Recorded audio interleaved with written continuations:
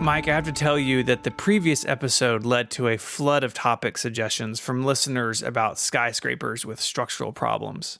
This is not a surprise to me at all. Our feedback form held strong, though. It did not topple over. Excellent. Good work, feedback form. Better foundations than the Citicorp Tower, that's for sure. Yeah. Should we go to Boston this week? Why not? Today, we are visiting the John Hancock Tower, a 60-story, 790-foot skyscraper soaring over the Boston neighborhood of Back Bay. It was designed by architect Henry N. Cobb, whose resume included buildings all around the globe. The tower is named for John Hancock Insurance, which was the primary tenant when the building opened in 1976 after 8 years of construction. As of 2015, the building is officially named 200 Clarendon after the insurance company moved out, but it's hard to shake the original name. John Hancock. Everyone knows that, right? Yeah. And, these things kind of get ingrained in culture. That's the Hancock building. Done. Mm-hmm. Just ask everyone in Chicago and what the Sears/Willis/whatever tower is called. Exactly. The building's design is rather minimal, with highly reflective window glass. The glass is tinted slightly blue, with the short sides of the building including a large vertical notch. For decades, the building's observation deck was quite the tourist attraction, as it was the highest observation deck in all of Boston. Building managers closed the space after the attacks of September 11th, stating security concerns, but it was never reopened, despite many other such sites doing so. They have rented the deck for private functions and have expressed interest in replacing it with more office space, but there's a hiccup. Boston City officials have claimed that a public observation deck was a requirement for the original building permits to gain public benefit from the high tower. However, documentation of this requirement has apparently been lost, so it remains closed. That's a pretty weird snafu. I'd love to know where the paperwork went, but I think the building is pretty nice looking. Yeah, me too. It's definitely better and less, unsettling than the Citicorp building that we spoke about last week. That's definitely for sure. And if you look at photos of the building taken in the morning or the evening, though the glass in those notched areas, it reflects the light differently than the longer flat sides. It's pretty cool. And like the Citicorp building, construction of the Hancock Tower included conversations about a church due to its proximity to Boston's Trinity Church, which was founded in 1733. That's pretty old for America. It is. And currently serves around 4,000 households.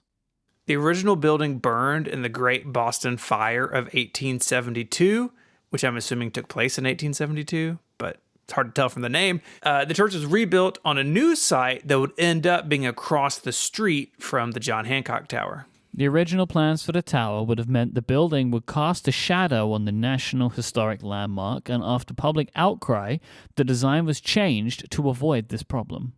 Sadly, that's not the last public outcry that would happen over this building. Dun, dun, dun. Foreshadowing. This episode of Ungeniused is made possible by Fitbod. When you want to change your fitness level, it can be hard to know where to start. That's why I'm pleased to let you know that Fitbod is an easy and affordable way to build a fitness plan that's just for you.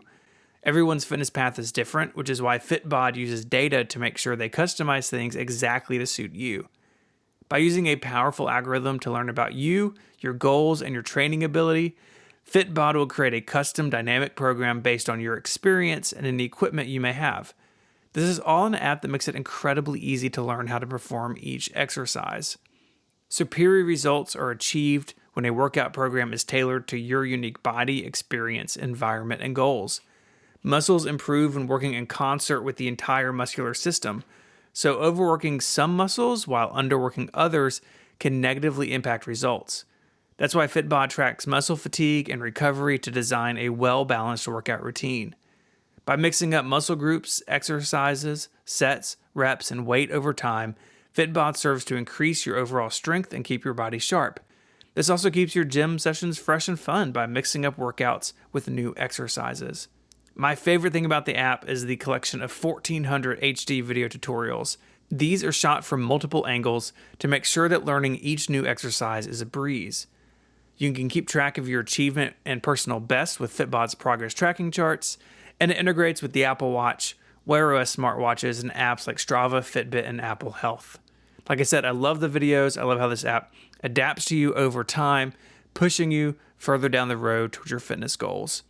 Personalized training of this quality can be expensive, but Fitbod is just $12.99 a month or $79.99 a year. But you can get 25% off your membership by signing up at fitbod.me/ungeniused. So go now and get your customized fitness plan at fitbod.me/ungeniused. That link is in the show notes. fitbod.me/ungeniused for 25% off your membership. Our thanks to Fitbod for their support of the show and Relay FM. So we mentioned that the construction of the building took 8 years, but that wasn't always the plan. The original opening date was slated for 1971. Delays added $100 million to the cost of the structure, which ended up totaling $175 million. That is a huge difference. That's a big overrun. It's meant to be 75, but we've got some delays. Okay, what's the new price? 175. Oh, okay. Yeah, what? Problems with construction began almost immediately. During the excavation for the tower's foundation, temporary steel retaining walls were erected to create a space in which to work. These walls didn't hold up. They warped, giving way to the pressure of clay mud and water and all sorts of bad stuff. This damaged underground utilities, sidewalks, and even that historic church across the street, which later won an $11 million case over the damages. Oh, but there was also the problem with the fallen glass panels. Yeah. This is what this building is known for, and it's real bad. Okay, so the exterior sheets of glass that cover the whole building, they measure 4 by 11 feet in size each, and they weigh, every single one of them, 500 pounds. Jeez. It's heavy glass. During construction, many fell off the building, crashing into the ground below, leading to police closing off surrounding streets whenever winds reached 45 miles per hour or greater. Bad. It's terrible. Like, as well, it's just like at 40 miles per hour, like, you feeling confident? You know what I mean? Like, 42 mile per hour winds today. Let me just go walk past the Hancock building. Let's go hang out outside for a while. To address this, the geniuses over at MIT constructed a model of the building and the surrounding neighborhood to test it in a wind tunnel. These tests were not able to address the problem of falling glass, but they did reveal that the structure would twist under certain wind loads, leading to collapse. So this is a completely separate thing. We're going to get back to the windows in a minute, right? Because now they don't seem like so much of a problem. One window every now and then. How about all of them at once? Yeah, it's not good. 1,500 tons of diagonal steel bracing was added to the structure to stiffen it. And unlike what happened in New York City, they talked about last week, this was not done under the cover of darkness and secret. I guess that's the silver lining. You know, that's the one good part. Yeah, I guess so. Meanwhile, so all of this is going on with the structure.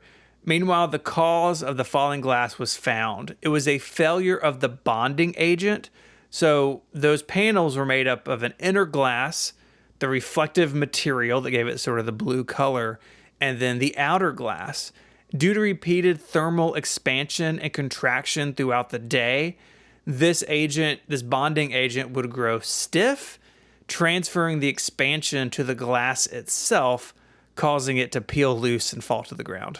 In October of 1973, with numerous pieces of plywood dotting their brand new building. There's great pictures of this on the Wikipedia page, by the way, like a picture of the building, and you can see these like different colors like dotted throughout, and they're all pieces of wood where there was once pieces of glass. The architects announced that all 10,344 panes of glass, every single window, would each be replaced by a single-paned, heat-treated panel at a total cost of between $5 to $7 million. I'm assuming for all of them, not each. Yes, the collective price. Some expensive glass there, you know? It'd be way more than $100 million overrun at that I'm actually just opening PCalc. That would be, I think, $51,720 million. At that point, it's probably not worth it, you know? It's a lost cause. Finally, we need to talk about the building's initial lack of a tuned mass damper. As discussed last time, this is a fixture designed to counteract a building swaying during the wind. After people on the upper stories complained of motion sickness, a damper was added to the 58th floor at the cost of another $3 million. Is that one of those big pieces of concrete? Yeah, so the building sways to the left and that counteracts it. It's like springs and lots of things involved. Honestly, though, $3 million at this point, sounds like a pretty good deal. Yeah, I mean, it's better than 51 billion, right? Our thanks to listener Jack for sending this in. If you want to read more about the John Hancock Tower or the Trinity Church in Boston, we've got links in the show notes at relay.fm/ungenius/193. There you can submit feedback and send in your favorite Wikipedia topic for consideration for a future episode. And until next time we become architects, Mike, say goodbye. Bye-bye. Bye, y'all.